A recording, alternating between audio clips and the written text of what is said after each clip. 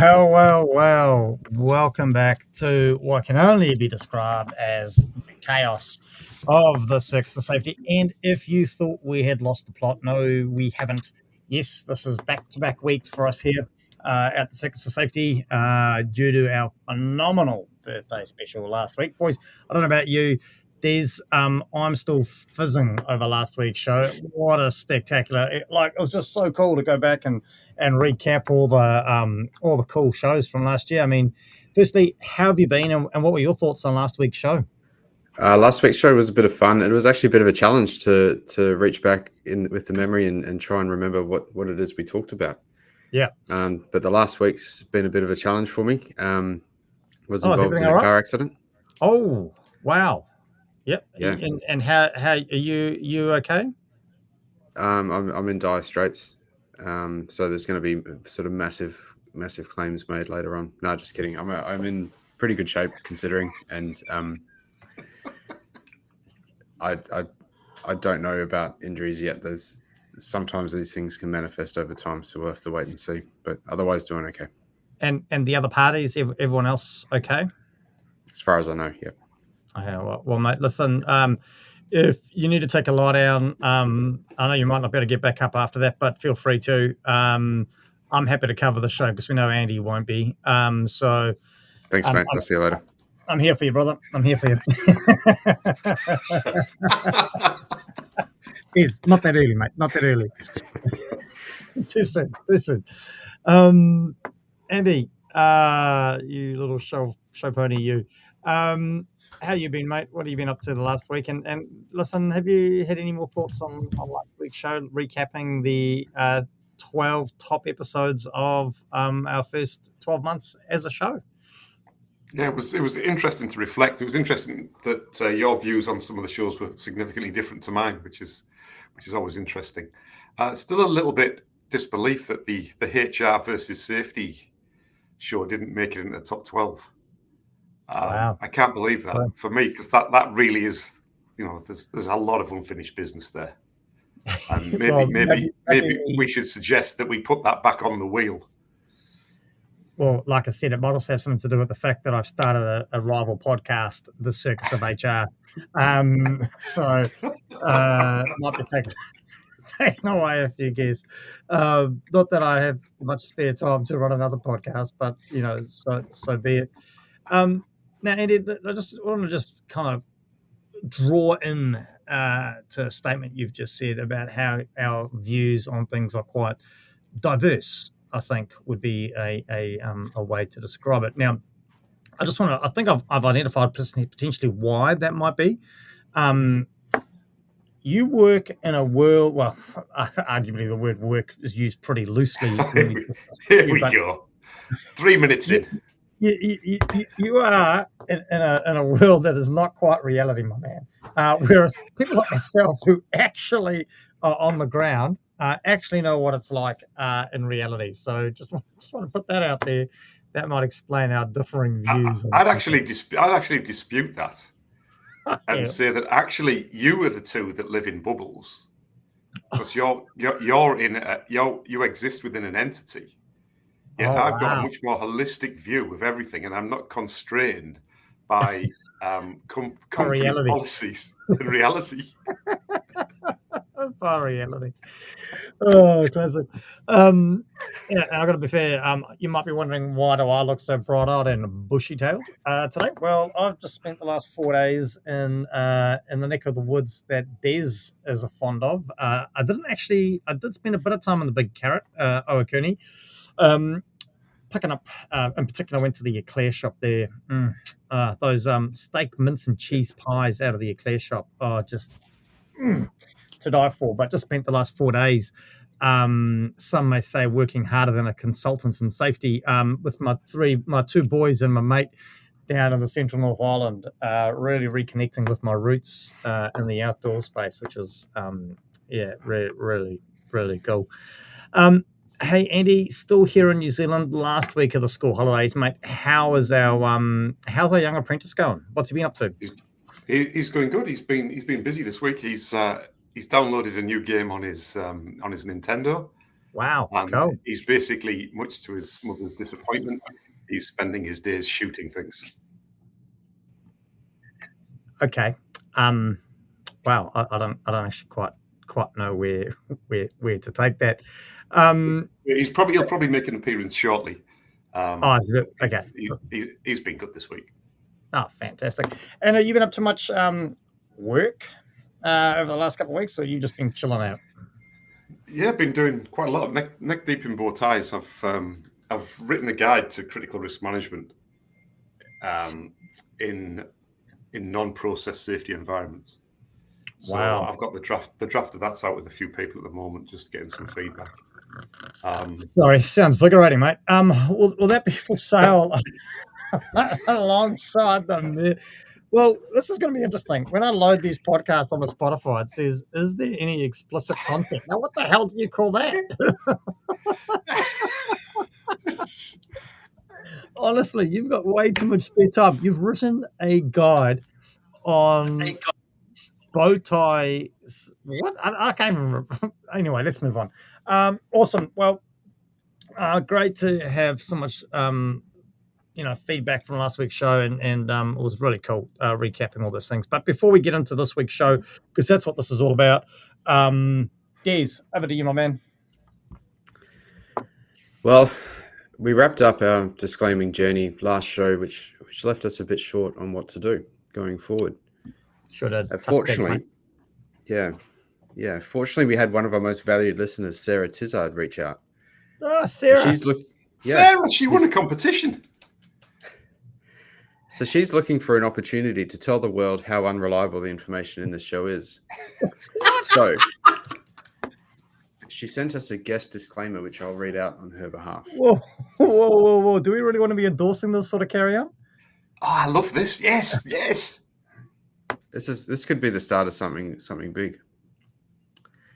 Hi, everyone. Just a cheeky reminder as we dive into the Circus of Safety. While the hosts are great at juggling safety tips, they're not certified experts. So if you're in a real pickle, make sure to consult a professional, stay safe, and enjoy the show. So thank you, Sarah, for that one. That's lovely. I like that. Wow. I think it should be a new thing. Let's get more people to submit disclaimers. Wow. Hey, well, listen, I just want to let you know I'm on the Hazans register. Just want to put that out there. If anyone was interested. Is that because it's free? It's got nothing to do with it, Andy. Nothing to do with it at all. Well, okay, well, there we go. Great start to the show. Thank you, Sarah. You were my favorite listener, and until now. Much. I thought Helen was your favorite listener. No. Oh no, sorry. No, sorry. No. Matthew is. That's right.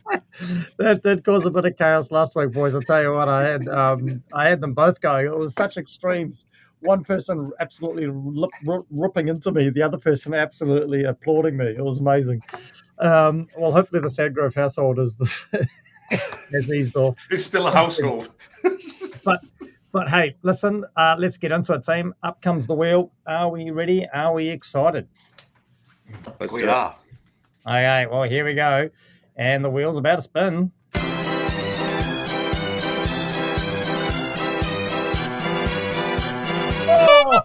Oh, wow.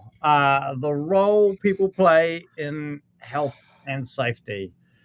That is an absolute cracker of a start. I've got to be fair. I was talking to Des before Andy kind of waltzed in here a minute before we went on air, and we haven't had a chance yet to upload all the topics from that we picked up from the National Safety Show, and we're discussing whether we should or shouldn't put them on yet. And we thought we've got a bit of a backlog we need to clear out of some of our own topics. I'm now kind of wishing we'd put those other topics up, Des, because I don't know about you, mate, but I'm gonna be sort of struggling with this one a little bit. But the role people play in health and safety, mate. Off the bat, what are your thoughts? Take it away, Des. Well, it's inherently all about people at the end of the day. I mean, there's nothing to keep safe or healthy unless you've got people there. So I would say that they have to be integral. That's where my mind goes in the first instance. Yeah. Okay. No, that's great. I mean, I'm interested to understand. I guess the topic is the role people play in that. So really, don't disagree with what you're saying there, in the sense that safety is all about people, but really interested to I guess look to dissect what role do they actually play in that part? Are they just there to keep us or us busy and us employed? Because we've got to manage them, or yeah, what that role is. So excited to explore that. Andy, your thoughts? The topic just popped up. What do you think, mate?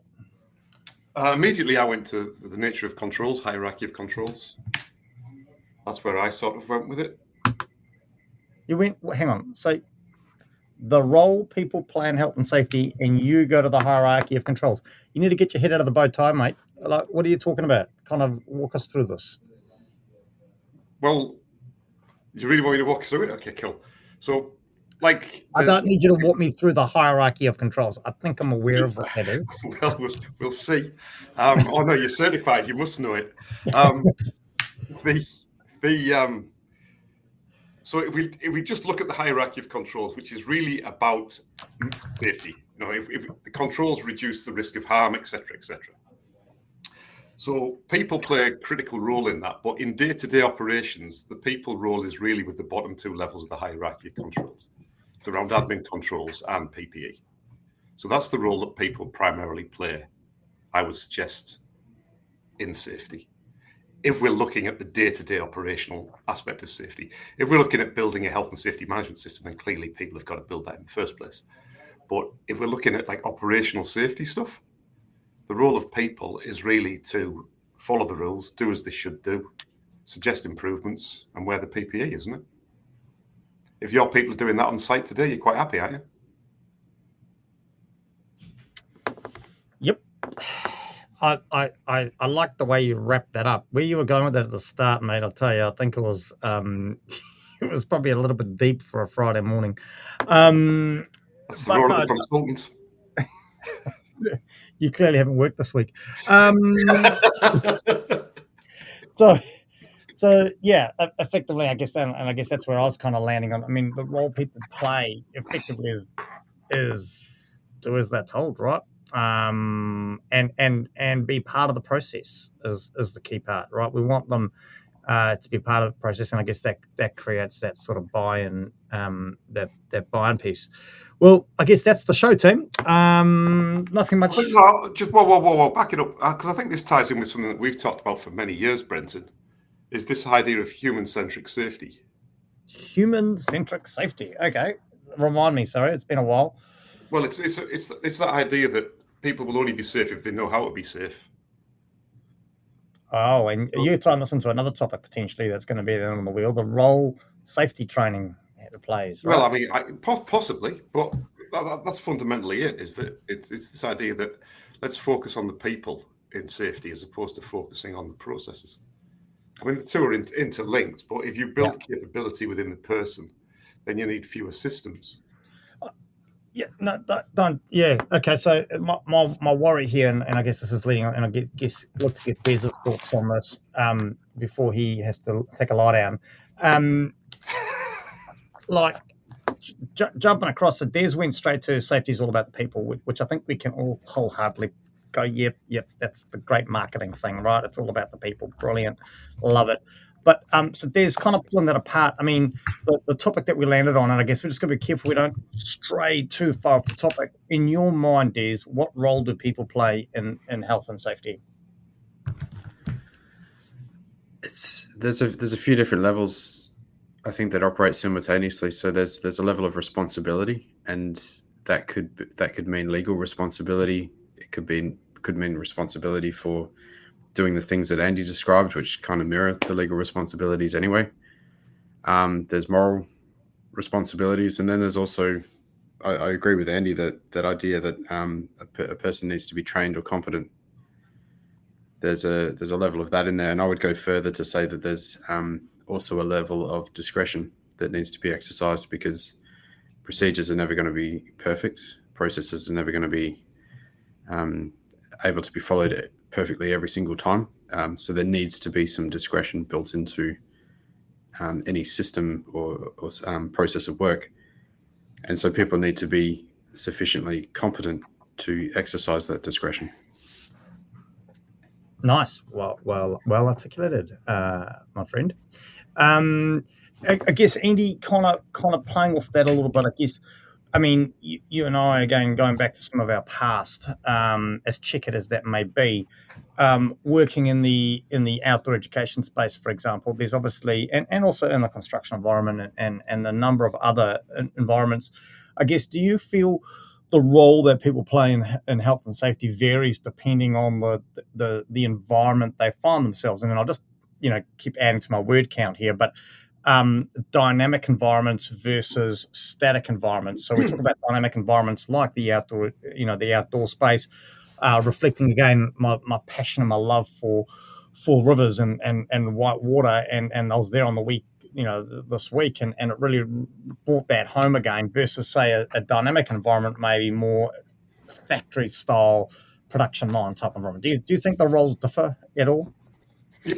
Oh, absolutely. But in my mind, that goes back to the hierarchy of your controls, because you can't engineer the river.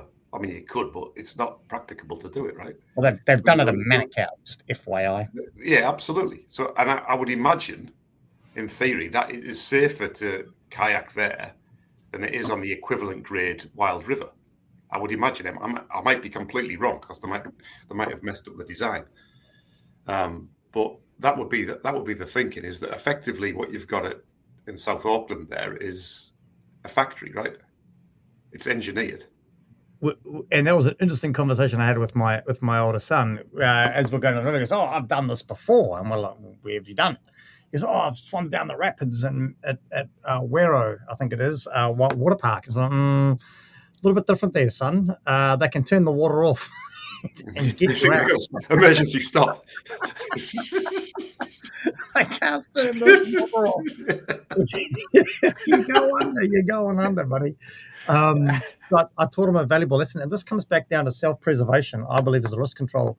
I taught him the essence of life. Make sure that you have your car keys strapped to your body. That way, if anything happens to you on a river, they've got to get you out, right, to get the car. But yeah, okay, well, that's interesting. I mean, Des, your thoughts? I mean, you're obviously in the construction space, quite a dynamic environment versus a factory environment. Do you think the role people play in those environments differs?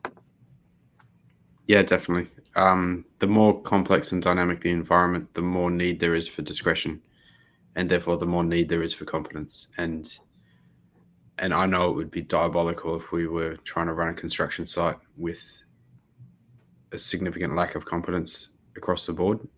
That would be the site that I would be worried about. The site that has a lot of competence, they might not be following all the rules perfectly, but if there's a lot of competence there, I'm pretty confident that site's going to be safe or safer. I'm just pulling some notes. Oh, sorry, go, Andy. I think you're touching on a really interesting point there, is that relationship between competence and structure, or competence and supervision. And that's what I was just writing down. I think that's a whole other topic for the wheel there, right? And I've been willing to thrash that out with you guys around rules and procedures versus guidelines, right? And how does that work? And I think that closely relates to what we're talking about now. So, but Andy, I just kind of, or Des, I want to stay with you actually. So we've touched on the role that people play in, say, a dynamic environment versus a static environment will differ. Your thoughts around, in terms of people's hierarchy within an organization, I guess, would arguably be the role that play would differ? Yeah, definitely. Like, for instance, my role would typically be representative of the PCBU, the employer. But I'm simultaneously a worker also. And that would be a common feature for a lot of people in an organization, is they're wearing two different safety hats, and they're responsible for two different lots of responsibilities. And I think that's fairly commonplace, and it's probably not acknowledged very often. And arguably that even extends to the CEO.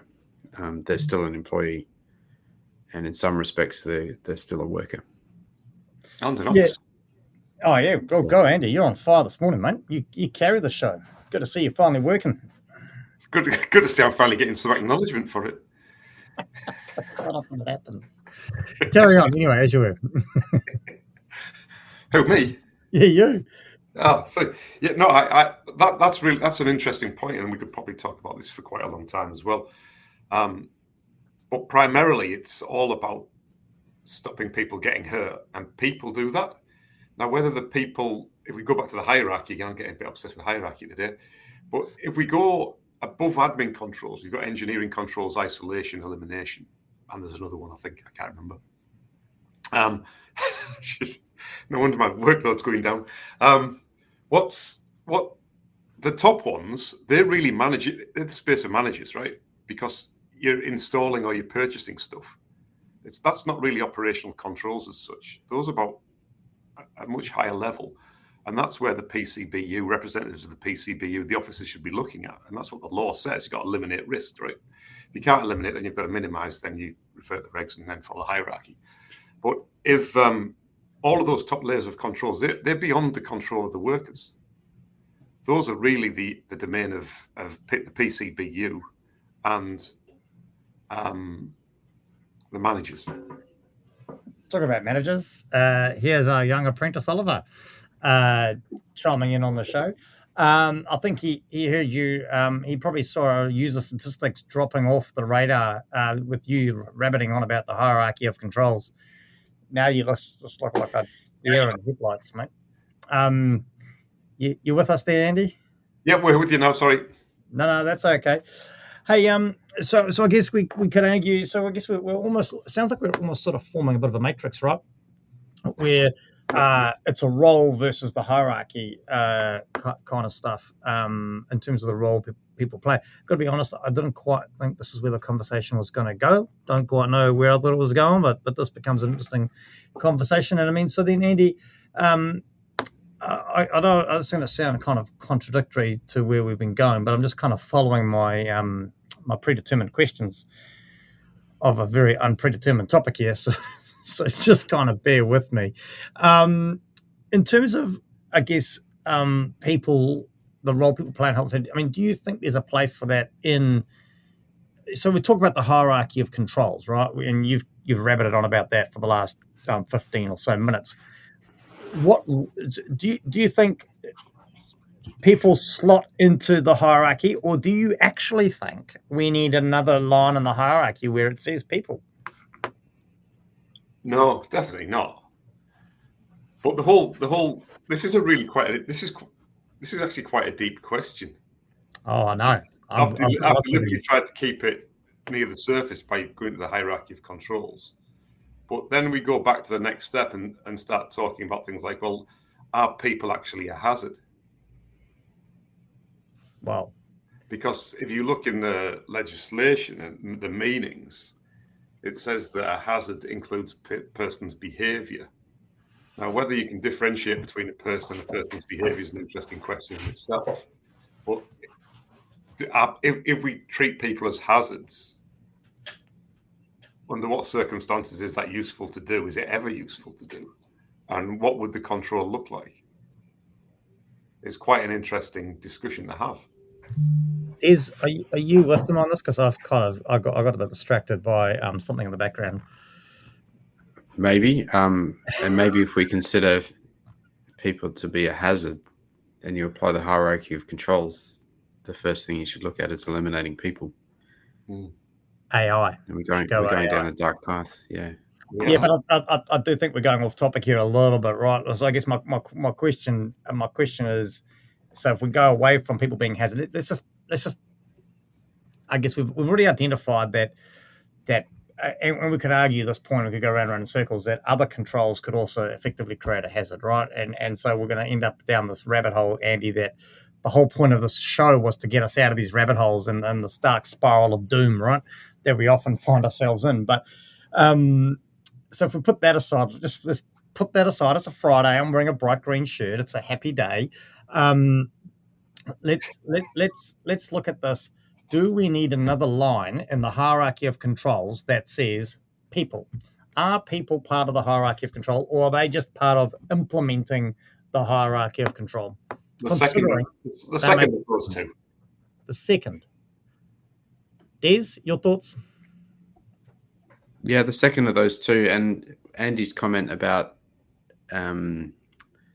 engineering, substitution, isolation, and elimination being part of within management's control. I generally agree with that, but I can think of some examples where frontline workers would exercise engineering controls as part of their work. They would introduce engineering controls. And potentially substitution. The worker could be the one that goes and swaps out the product or uses a different product, I guess. And that's really, isn't that really? I guess it depends on the size and nature of the business, but that's really procurement you're talking about there, isn't it? I think you hit it on the head, though, Andy. I think it comes down to the size and the nature of the organisation, right? Yeah. So if you're talking about a large organisation, although even I've worked for a variety of organisations of a variety of different sizes, and even organisations with procurement, it's amazing how much of that still actually falls back on workers and individual choices made by people to just, we need some cleaner, right? We'll just pop down to the local Bunnings, or we'll just pop over here to get this or to get that, or and again, I think it depends on the locationists. I don't even know if that's a word, but it depends on where they are too, right? So if they are in a small rural community, where they don't have the support of corporate HR or corporate headquarters, then potentially they will be making those decisions at an operational ground level around the products that they're purchasing. Yeah, no, I agree with that. But I guess when I was talking about the role of the person in the hierarchy, it's that the bottom controls, the admin and the PPE, are active controls that require operators to commit to an action, when everything above that doesn't. But then this goes right back to the nature and how the hierarchy of controls is written. But that's for another show. Clearly one that maybe I'm not part of. So sticking with you, Andy, I think we've kind of landed on the fact that people play a role, but just kind of interested to understand your thoughts. What are the benefits, though, of getting people involved in safety, Andy? In your mind, what are the benefits? What are the pros? Well, I guess you empower them to make. If you empower them to make better decisions, then it's that whole idea: are the operators the solution, or are they the problem? And in a variable workplace, like you just indicated there, like down the river, they're the solution. They are the active risk managers. In less dynamic circumstances, then they're often seen as the problem, because you don't want variation, you want consistency, and people are inherently inconsistent. I mean, that's the nature of being human, which makes it awesome, right? And that, it's often people talk and they go, "Oh, you're on health and safety, are you?" And it's like, well, you actually have no idea, right? Because that's what makes our job exciting, doesn't it? It's the fact that people. I guess that sort of wrap it up for me. People play a huge part in safety, right? It's not the fact that it's all about the people, and in terms of we're trying to protect the people, but it's about the fact that we are so reliant on people to do something or not do something, regardless of where in the hierarchy things are sitting. It's a beautiful thing, right? Absolutely beautiful thing. Absolutely is. There's same sort of question for you, mate. I mean, in terms of the role people play in health and safety, and any sort of pros that you see with getting people involved in any aspect of health and safety, your thoughts? Yeah, I'm very much on board with the sentiment that you guys had just then, but the only thing I would add is that typically the person who's doing the job currently is probably the most expert person in doing that job, and just by virtue of the fact that they're using that machine, they've got the most recent memory of using that machine and doing that task or whatever it is. They're the person that you really need to speak to, just because they're the source of the best information about that job. So I think I call it sort of like a humble inquiry. When you go and speak to people, you have to respect the fact that they know more about what the task that they're doing typically than what you do. So it's not often that I try to put words in your mouth, but would it be fair to say then that what you're saying is by one of the pros of getting people involved in safety is you've suddenly got a plethora, what is a group of experts? You've got a group of subject. What? A boredom. A boredom. You got a boredom of subject matter experts to call on, right? And an ego of experts. That's the one. A what? An ego. Ego. Ego. You know, ego of experts. Ego of experts. There you go. You got an ego of experts, right? Subject matter experts to call upon to get the best ideas. But then on the flip side, though, if we're when we're thinking about the role people play in health and safety, what are some of the traps do you think that we need to be kind of watching out for when we're thinking about this?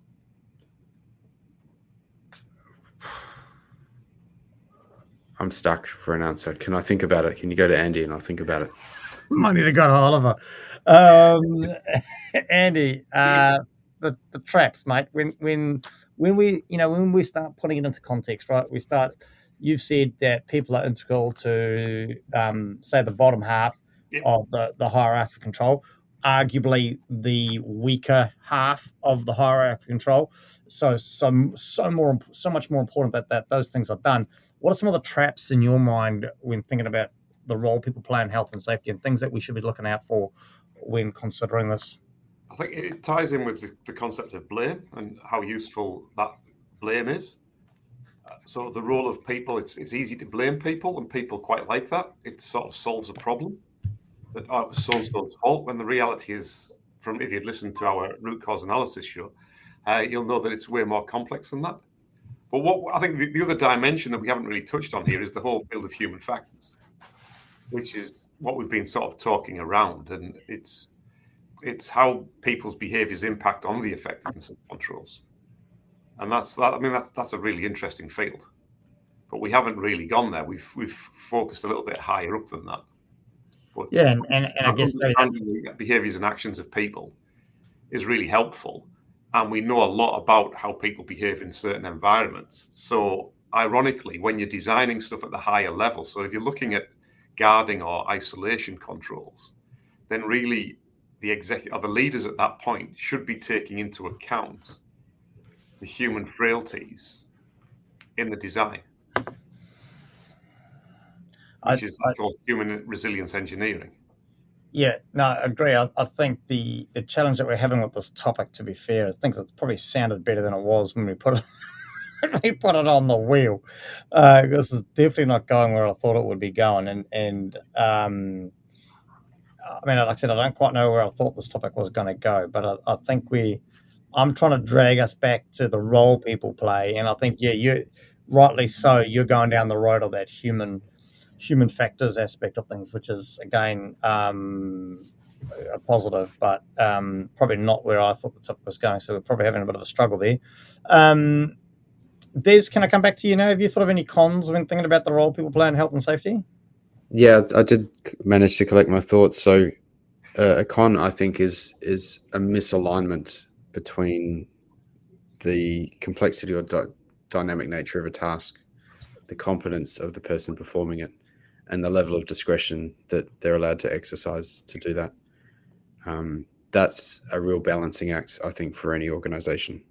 And that could be a con if we're sending people in to do a complex task without the competence or without sufficient discretion to exercise that competence.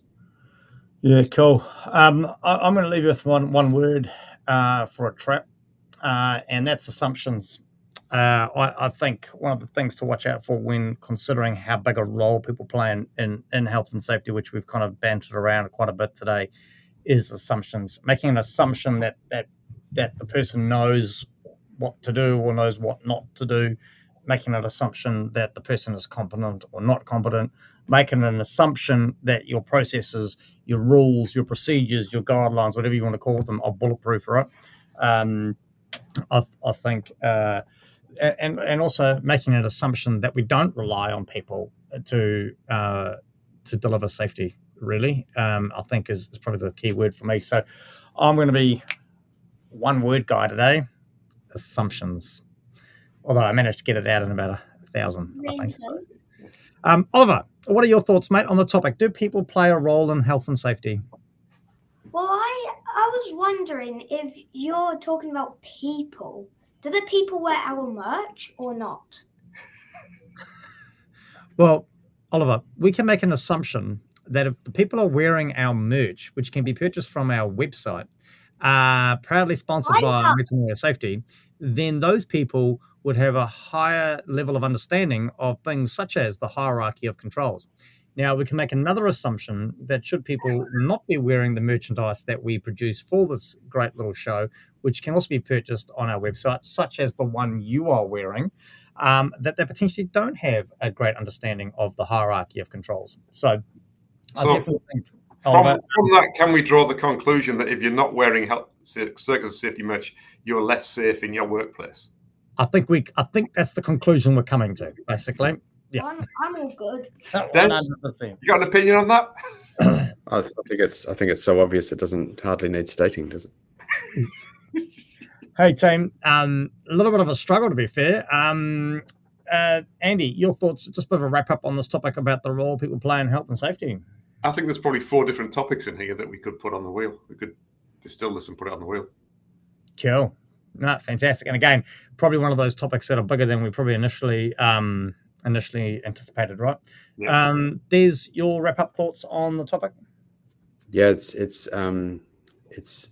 deep, it's complex, and it's probably central to any health and safety role. Cool. That's what I would say. I'm just glad we got it off the wheel. To be fair, although it sounds like we've now got 4 more topics that Andy's no doubt going to send through.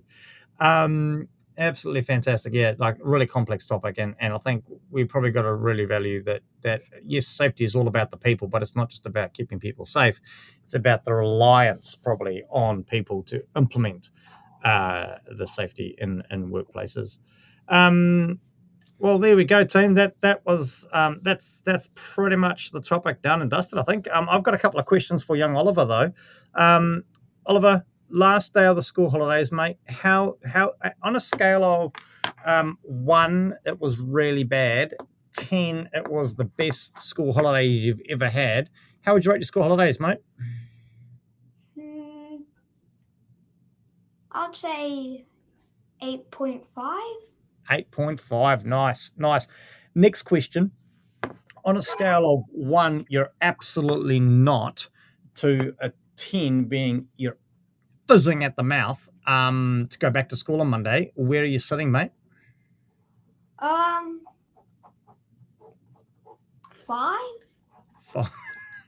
And now for the biggest question of the day, and this is a bit awkward, but don't worry about the fact that he's sitting next to you, right?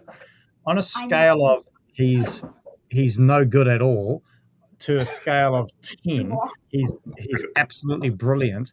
How do you find your coach, mentor, and trainer in the world of occupational health and safety? Think very carefully before you answer this.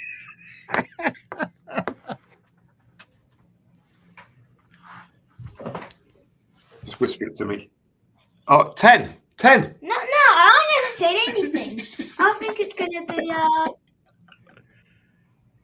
6. 6. Always room for improvement, Andy. 7.5. I'll settle for 7.5. Always room for improvement. Hey, listen, Oliver, it's been awesome, mate, that we've managed to squeeze 2 shows in during the school holidays to have you live on the show. Unfortunately, the next show you'll be back at school, mate. So, yeah, great to catch up with you. And on that note, though, Oliver, how's our merch going, mate? Is it hot off the shelves? Are we selling any? Oh, some plates. We're getting some plates made. Yes. Getting plates made. Yeah. Nice. Full dinner set. I want to know when what's the new monkey that's going to be made? Oh, we need to talk about that. Yeah. Oh, we're going to talk about the new monkey being made. So we're going to have a dinner set of 4. Monkey. Fantastic.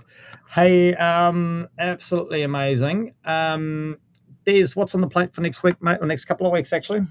Got a 2-week break after this. I haven't looked that far ahead into the future, as this week's been such a challenge that, haven't got there yet. Bit of study, bit of work. Yeah, well, mate, Busy here's time. here's hoping that the next couple of weeks are going to get better for you, mate. Yeah, can imagine the chaos ensuing. Andy, mate, next couple of weeks, what's on your plate? I'll do some training delivery down in Tikawiti, of all places.